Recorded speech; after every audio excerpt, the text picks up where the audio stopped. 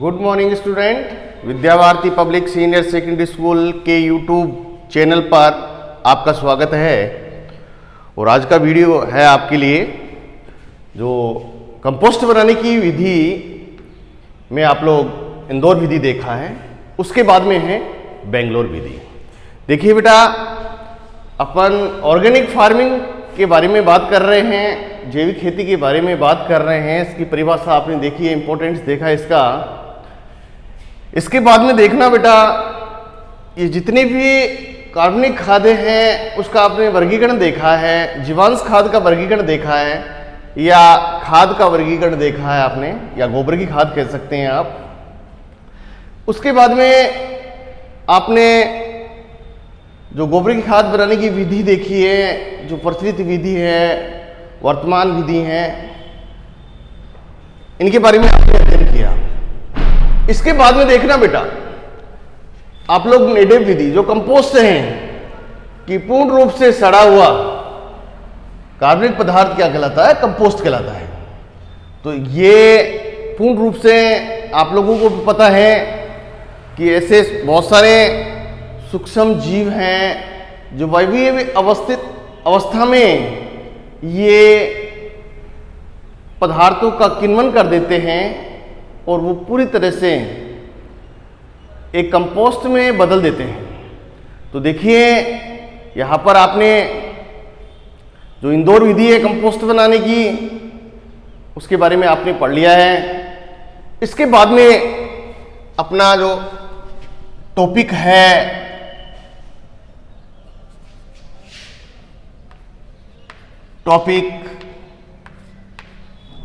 बेंगलोर विधि। दूसरी विधि क्या है?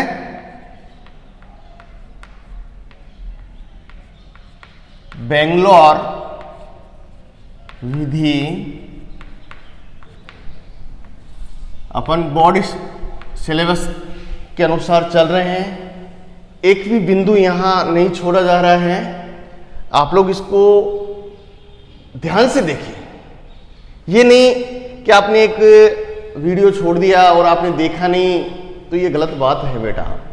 क्योंकि आपके बोर्ड सिलेबस में यहाँ पे जितने भी आप लोग बोर्ड एग्जाम में सम्मिलित होंगे, उन विद्यार्थियों के लिए मैं विशेष सी जो अपने एग्रीकल्चर्स के बिंदु हैं या एग्रीकल्चर सब्जेक्ट के बिंदु हैं, टॉपिक है, उनके बारे में प्रत्येक स्टूडेंट देखे।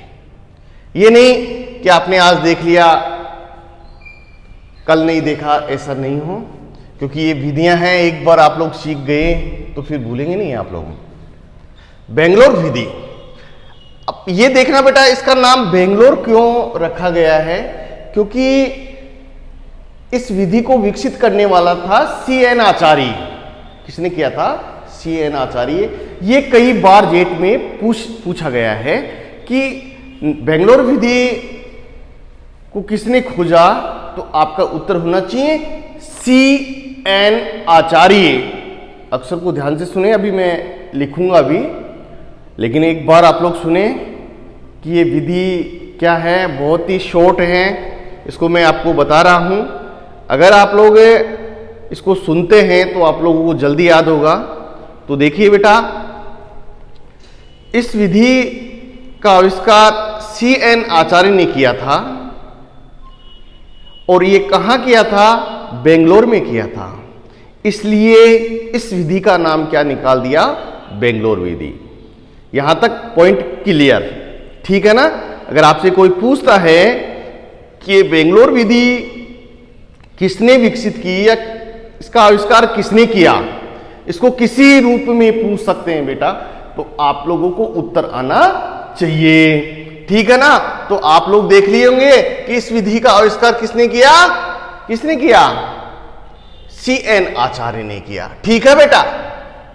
अब इसके बाद में आता है कि इस विधि का मुख्यतः क्या? इस विधि का मुख्यतः शहरी क्षेत्रों में उपयोग किया जाता है। कहां किया जाता है? शहरी क्षेत्रों में। दूसरी बात, इस विधि में खाद की पलटाई नहीं होती हैं। क्या नहीं होती है? जैसे आप लोग इंदौर विधि में पलटाई की है ना, वैसे इस विधि में पलटाई नहीं की जाती है। ठीक है, इसके बाद में देखना, इस विधि में ट्रेंच या खाई बनाई जाती हैं। ट्रेंच या खाई बनाई जाती हैं।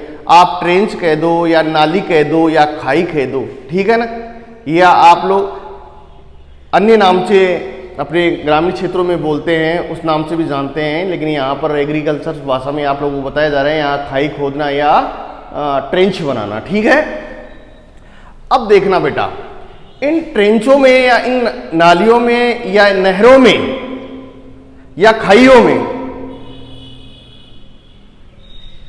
लगभग जो फसलों के अवशिष्ट हैं या अवशिष्ट पदार्थ हैं, तो इसकी तह में, खाई की तह में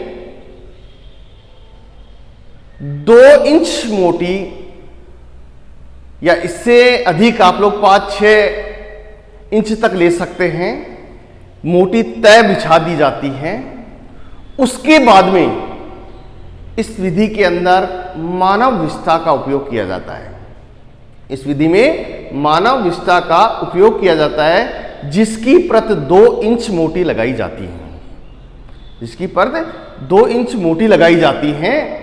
उसके बाद में ऐसे परत वाई परत, एक परत के बाद में दूसरी परत लगाते हुए भूमि तल से या भूतल से या भूमि तल से एक ऊंचाई फीट तक इसको भर लिया जाता है।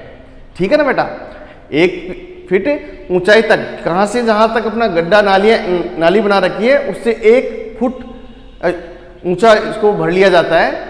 उसके बाद में गोबर और मिट्टी से 3 इंच मोटी परत लगाकर हम इसको लीप देते हैं या इसको बंद कर देते हैं। ऐसा करने से क्या होता है कि इसमें किण्वन क्रिया शुरू हो जाती है और एक प्रकार का अच्छा कंपोस्ट तैयार हो जाता है। किस विधि से? बेंगलोर विधि से। एक समरी बताई है मैंने बेटा इसकी, बेंगलोर विधि की, क्योंकि समरी का पता होना चाहिए, उसके बाद में आप अपने आप ही लिख देंगे आप लोग। इस विधि में प्रश्न बनता है कि कंपोस्ट बनाने की बेंगलोर विधि का संक्षेप में टिप्पणी कीजिए। ये आप लोगों को ऐसा दे सकता है, बेंगलोर कंपोस्ट बनाने की विधि पर संक्षेप में टिप्पणी डालिए। तो आप लोगों को ये कुछ बिंदु हैं वो आप लोगों को लिखना है, जिससे आपको अच्छे नंबर प्राप्त होंगे। देखिए बेटा, इसके बाद में क्या है कि इस विधि में इंदौर विधि से ज्यादा कंपोस्ट प्राप्त होता है। ठीक है ना, इसके अंदर श्रमिकों की आवश्यकता कम होगी। किससे? इंदौर विधि से। ठीक है ना, तो ये ध्यान रखना, ये कुछ ही दिनों में तैयार हो जाता है और इसको आप लोग भूमि के अंदर दे सकते हैं। ठीक है ना, तो मैं यहां पर देखना, इस विधि का यहां पर लिख रहा हूं, इस विधि का आविष्कार या विकसित, इस विधि का आविष्कार या विकसित कर सकते हैं। आविष्कार C.N. आचार्य ने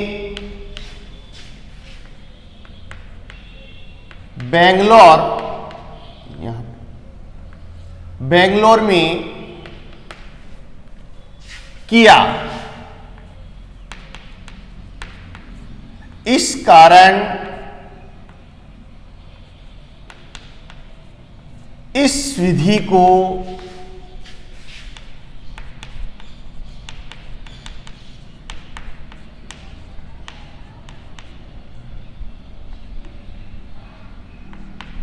बेंगलोर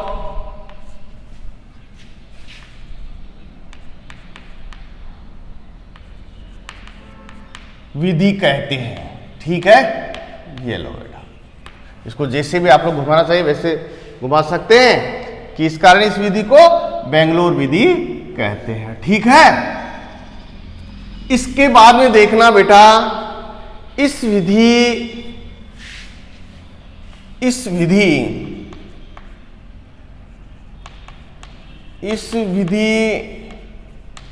को मुख्यतः शहरी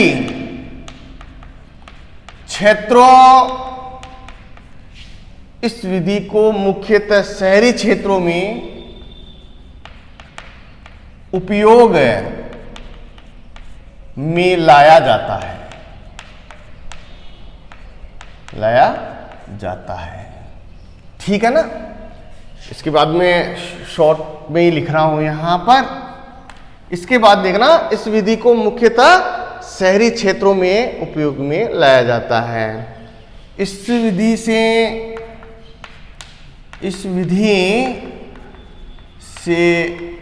कंपोस्ट या खाद कर सकते हैं। इस विधि से खाद की पलटाई नहीं की जाती है, नहीं की जाती है। ठीक है बेटा। इसके बाद में देखना, इस विधि से खाद की पलटाई नहीं की जाती है। इस विधि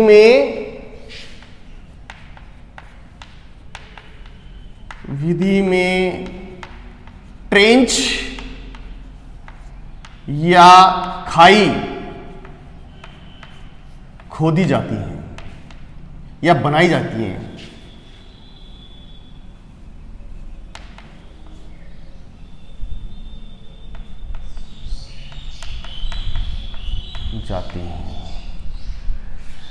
ट्रेंच का आकार, यहां पर देखना, ट्रेंच का आकार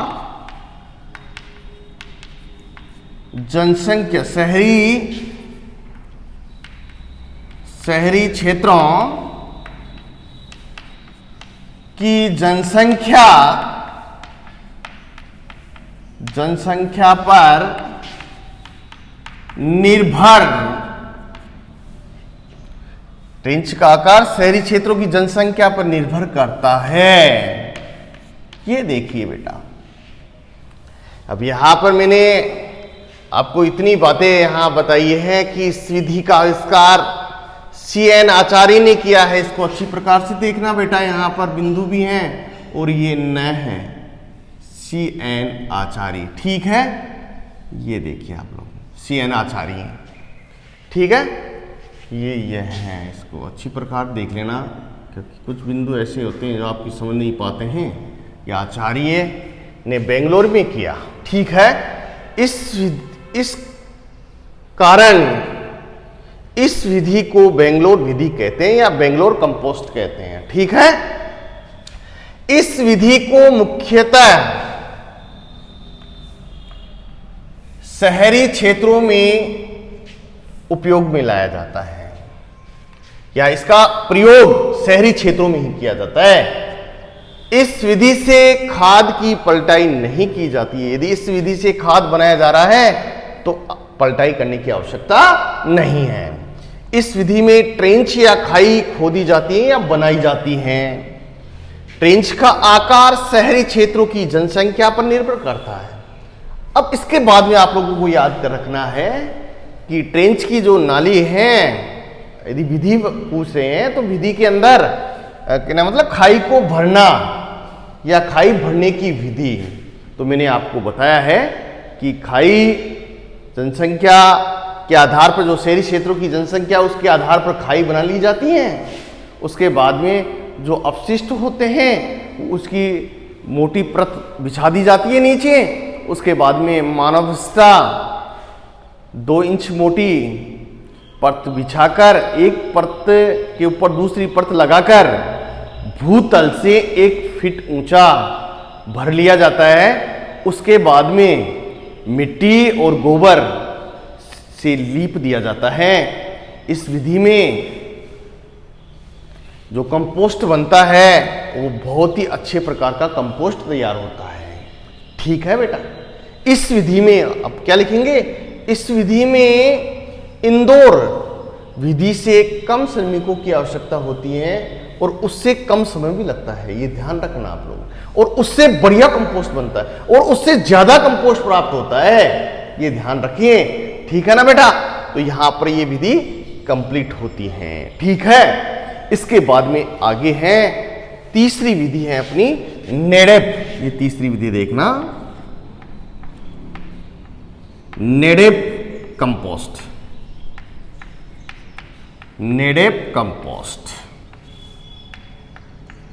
नेडेप कंपोस्ट। अभी देखना, इसका नाम भी नेडेप विधि दे सकते हैं या नेडेप कंपोस्ट कह सकते हैं। ठीक है, नेडेप कंपोस्ट। ध्यान से देखिए बेटा कि नेडेप कंपोस्ट का नाम नेडेप क्यों पड़ा। जैसे मैंने आपको बताया था एडको, ये देखिए ये विधि बताई थी, मैंने बताई थी आपको कंपोस्ट बनाने की। तो यहां पर देखना इस विधि का नाम क्या निकाल दिया। देखना मैं बता रहा हूं आपको, हिंदी में लिख रहे हैं, इसको एडको कहते हैं। क्या कहते हैं? एडको। यहां पर ये कंपनी है, देखना इसका नाम मैं बोल रहा हूं agriculture development company. Agriculture development company, इसने एक पाउडर तैयार किया। क्या किया? पाउडर। ये देखिए बेटा, पाउडर तैयार किया जिसका नाम एडको रख दिया। इसके अंदर किसी प्रकार के गोबर की आवश्यकता नहीं होती है, सिर्फ कड़वी के फूलों की आवश्यकता होती है। जो कड़वी होती है, सूखी कड़वी होती है, उसके फूले चाहिए या उसके बंडल चाहिए। ठीक है ना? तो उसको बिछा दिया जाता है पानी के द्वारा, उसको नम बनाकर इस पाउडर को छिड़क दिया जाता है।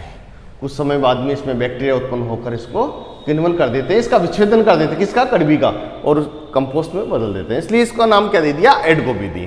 तो यहां पर देखना एग्रीकल्चर डेवलपमेंट कंपनी। ठीक है, अगर इसका पूरा नाम खोलते हैं अपन तो इसका एडको का पूरा नाम क्या है? एग्रीकल्चर डेवलपमेंट कंपनी, जिसका नाम हमने शॉर्ट में क्या किया है? एडको विधि। लेकिन आपके सिलेबस में ये विधि नहीं है। अब इसके बाद देखना, मैं इसकी बात कर रहा हूं, ये अपनी कंपोस्ट बनाने की तीसरी विधि है नेडेप कंपोस्ट। क्या है? नेडेप कंपोस्ट। तो ये देखना, इस नेडेप कंपोस्ट के बाद में वर्मी कंपोस्ट के बारे में देखेंगे हम। ठीक है ना? क्योंकि पहले इसके बारे में देखते हैं जो हम बनाते हैं। और वर्मी कंपोस्ट में क्या कौन बनाएगा? केचुए बनाएंगे। खाद को कौन बनाएंगे? कार्बनिक पदार्थों का विच्छेदन कौन करेंगे? यहां पर केचुए करेंगे। किसमें? वर्मी कंपोस्ट में। ठीक है, लेकिन यहां पर देखना नेडेप कंपोस्ट, इसका नाम क्यों पड़ा है? देखना, यह विधि महाराष्ट्र के कृषक, यह विधि महाराष्ट्र के कृषक है, उसका नाम क्या है? नेडेप काका। महाराष्ट्र के कृषक नेडेप, क्योंकि ये विधि है उसी के नाम पर निकली हुई है, नेडेप काका। ये विधि महाराष्ट्र के कृषक नेडेप काका ने विकसित किया। नेडेप काका ने विकसित किया, ये देख लीजिए, या आविष्कार किया। ठीक है, आप जो भी आप लोग चीज समझे वो आप लोग दे सकते हैं। देखना, नेडेप कंपोस्ट विधि का आविष्कार महाराष्ट्र के कृषक नेडेप काका ने किया। ठीक है, ये भी सही है। अब यहां पर ये लिखा है ये विधि महाराष्ट्र के कृषक नेडेप काका ने विकसित किया। ठीक है ना? ये ध्यान रखना, नेडेप काका था एक महाराष्ट्र का किसान जिसने ये विधि विकसित की। अब देखना बेटा, इस विधि में निम्न सामग्री काम में ली जाती हैं। इस विधि में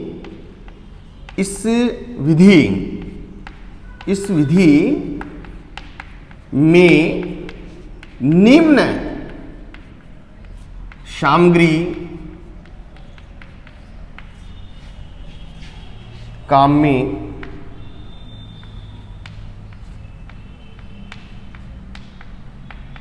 ली जाती हैं, जो इस प्रकार से है।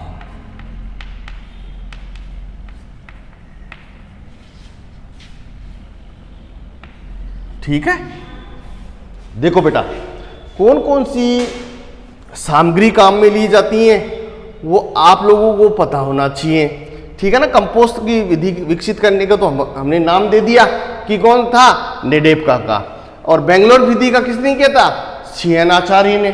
ठीक है, तो ये ध्यान रखिए। अब नेडेव कंपोस्ट बनाने में निम्न सामग्री काम में ली जाती है। जो देखना, पहली सामग्री का नाम मैं लिख रहा हूं, पहला यहां पर निम्न सामग्री में फार्म का मतलब खेत, ठीक है ना। फार्म अवशेष जो भी खेती के अवशेष होते हैं, फार्म अवशेष कोमा अपशिष्ट कंपोस्ट, कोमा अपशिष्ट कंपोस्ट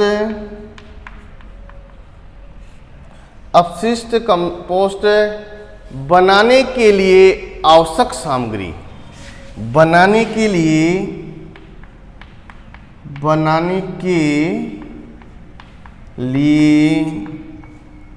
आवश्यक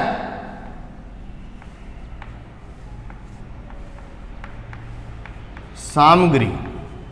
ये देखिए बेटा, फार्म अवशेष अपशिष्ट कंपोस्ट बनाने के लिए आवश्यक सामग्री, कौन कौन सी सामग्री काम में लेते हैं देखना, मैं यहां पर आपको बता रहा हूं। कपास, देखिए कपास, अरहर के डंठल, ये देखिए बेटा, यहां पर अरहर के डंठल आते ही एक प्रश्न यहां पर ध्यान रखना कि आपके जीवन में काम आ सकता है। देखिए, आपने दालों में जो दलहनी फसल पढ़ा रहे थे अपन, जो पल्स क्रॉप थी, उनमें आपने अच्छी प्रकार से अध्ययन किया होगा। ये अरहर की जो दाल है उसमें प्रोटीन भी प्रचुर मात्रा में पाई जाती है, एक उड़द की दाल है, ठीक है ना।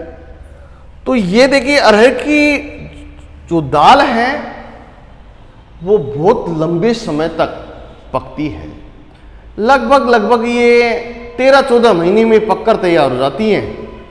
कितने महीने में, 13-14 माह में पककर तैयार हो जाती है। और साथ में देखना बेटा, इस दलहनी फसल में पानी की बहुत कम आवश्यकता होती है। आपने पढ़ा होगा कि इस फसल में पानी की बहुत कम आवश्यकता होती है। और जब इसके जो तना है, जब फसल पककर तैयार हो जाती है तो ऊपर से इसको काट लिया जाता है। दाल की फलियां हैं उसको हम बीन लेते हैं या काट लेते हैं। काटने के बाद में डंठल बचता है, उसको उखाड़ कर, इतना मजबूत होता है कि आप लोग इससे टोकरी बना सकते हैं। और साथ में आप लोग रेशम कीट या लाख कीट का पालन कर सकते हैं। आप लोग किसका कर सकते हैं, लाख कीट का पालन कर सकते हैं इस पर, क्योंकि ये बहुत लंबे समय में पककर तैयार हो जाती है, तब तक लाख कीट का पालन हो जाता है। इसको हम लेग कल्चर भी कह सकते हैं। देखिए बेटा, इसका डंठल है बहुत मजबूत होता है और ये खाने के लिए भी बहुत ही स्वादिष्ट दाल होती है, ये ध्यान रखना। क्योंकि एक तो देखना, बिना पानी का बाजरा खाते हैं और एक पानी वाला बाजरा खाता है, जिसमें ज़्यादा स्वादिष्ट कौन सा होता है, बिना पानी वाला। जैसे जैसलमेर की तरफ बाजरी होती है, बहुत ही मीठी बनती है वो, उसकी चपाती वहाँ के लोगों को बहुत स्वादिष्ट लगती है। और हमारे यहाँ से लोग जाते हैं तो 1 या 2 रोज़ वो बाजरी खाते हैं, उसके बाद में वो अच्छा नहीं लगता है, लेकिन वो एक पहले दिन खाते हैं तो बहुत ही स्वादिष्ट लगती हैं।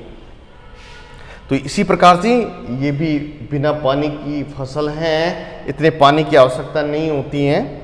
और यहाँ पर देखना, कपास, ये जो नेडेव कंपोस्ट बना रहे हैं, इसकी जो पहली सामग्री है, फार्म अवशेष अपशिष्ट कंपोस्ट बनाने के लिए आवश्यक सामग्री यहाँ पर मैंने बताया है। कपास, अरहर के डंठल, कोमा गन्ने की पत्तियां, कोमा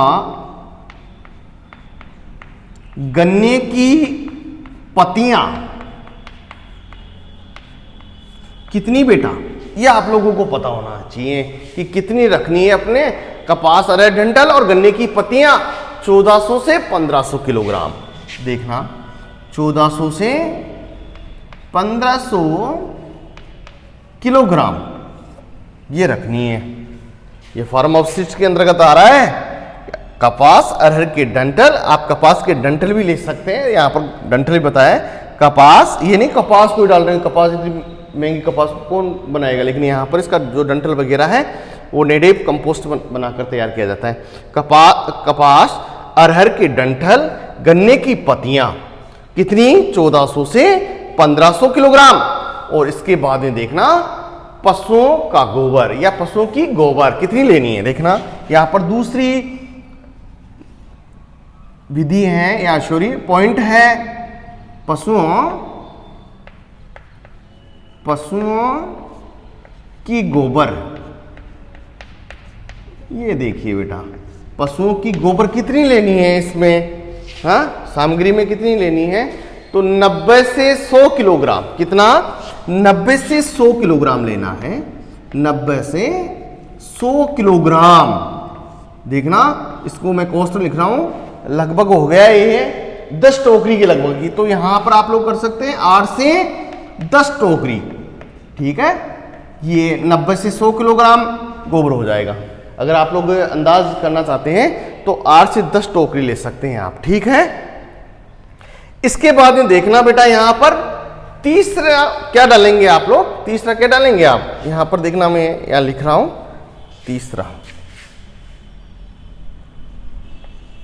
तीसरी सामग्री हो जाएगी सूखी छनी मृदा। कितनी? सूखी छनी मृदा, सूखी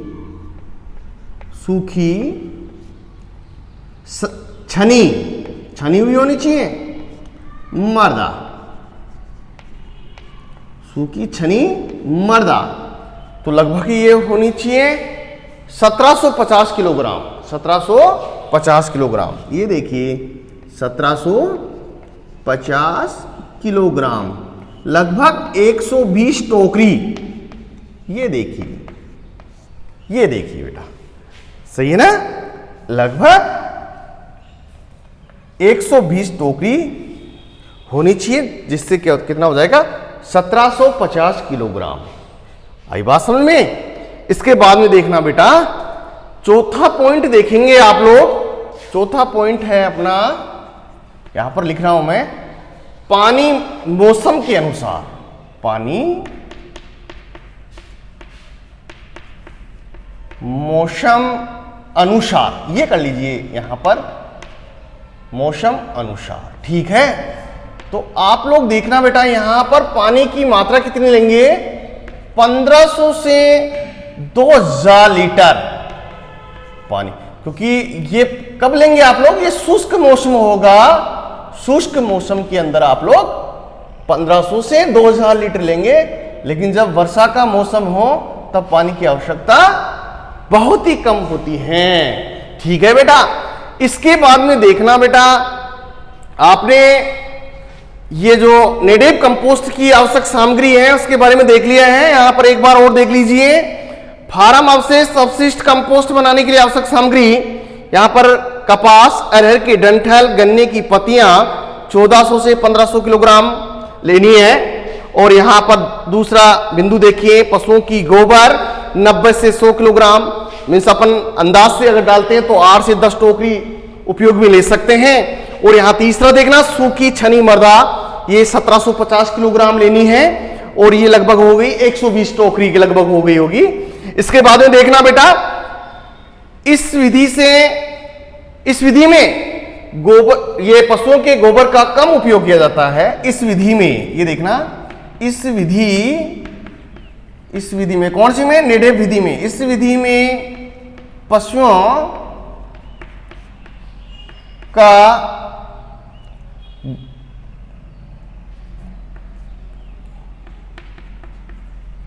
गोबर का कम उपयोग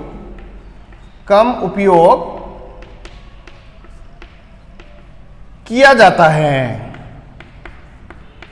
देखना इस विधि के अंदर, इस विधि में पशुओं के गोबर का कम उपयोग किया जाता है। और देखना बेटा इसके अंदर, इस विधि से, ये देखना, इस विधि से कंपोस्ट 90 से 120 दिन में तैयार हो जाता है। ये देखना यहां लिख रहा हूं मैं, इस विधि से कंपोस्ट 90 से 120 दिन में तैयार हो जाता है। ये विधि बड़ी है लेकिन इसको बहुत ही शॉर्ट में यहां लिख दिया है और इसको आप लोग याद करना बेटा। यदि आप लोग लिखकर याद करेंगे, एक बार याद कर लेंगे तो फिर उसके बाद में आपके दिमाग से नहीं निकलेगी बाहर। देखिए बेटा, इस विधि से कंपोस्ट 90 से 120 दिन में तैयार हो जाती हैं। इसके बाद में लिख रहे हैं, इस विधि या इस कंपोस्ट में पोषक तत्व की मात्रा निम्न प्रकार से हैं। इस कंपोस्ट में पोषक तत्व की मात्रा कितनी पाई जाती है तो आपको पता होना चाहिए। तो यहां पर मैं बता रहा हूं, देखना, नाइट्रोजन, नेडेप जो कंपोस्ट है उसमें पोषक तत्वों की मात्रा, देखिए बेटा यहां पर नाइट्रोजन की मात्रा है 0.5 से 1.5%। ये देखिए, ये फैक्ट है। 0.5 से 1.5%, कई बार जेड के अंदर प्रश्न बन जाता है और आप लोग गलत कर देते हैं। और ये देखना, ये भी जेड का प्रश्न है बेटा कि जो नेडेप कंपोस्ट है किसने विकसित किया था। और यहां भी देखना, इसका जो बेंगलोर विधि के द्वारा हम कंपोस्ट बना रहे हैं, ये भी कई बार जेड में उठा हुआ प्रश्न है कि इस विधि का आविष्कार किसने किया था। ठीक है, इसके बाद में देखिए, नाइट्रोजन की मात्रा पता हो गई आपको। इसके बाद में देखना, फास्फोरस की 0.5 से 0.9%।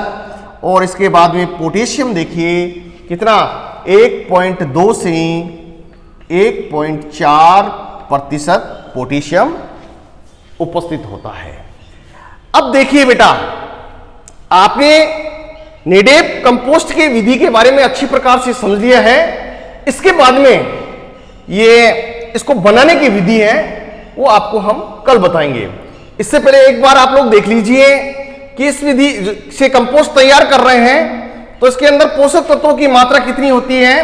तो यहां पर देखना, नाइट्रोजन है वो 0.5 से 1.5% पाई जाती है और फास्फोरस है 0.5 से 0.9% तक पाई जाती है। और यहां पोटेशियम है 1.2 से 1.4% पाया जाता है। देखिए बेटा, ये जो खाद है या कंपोस्ट है उसका उपयोग हम जैविक खेती अपनाने के लिए किया जा रहा है। तो जितने भी हम ये कंपोस्ट बना रहे हैं वो केवल हमारी मृदा में जो पौधों के लिए 17 न्यूट्रिएंट्स की आवश्यकता होती है उसके लिए किया जा रहा है, ताकि हमारे भारत का किसान जैविक खेती पर निर्भर हो जाए। तो देखिए बेटा, आज का वीडियो है आपको समझ में आया होगा। तो मैं आशा करता हूं कि आप लोग इसको ज्यादा से ज्यादा लाइक करें, शेयर करें और यदि चैनल पर नए हैं तो आप चैनल को सब्सक्राइब करें। धन्यवाद।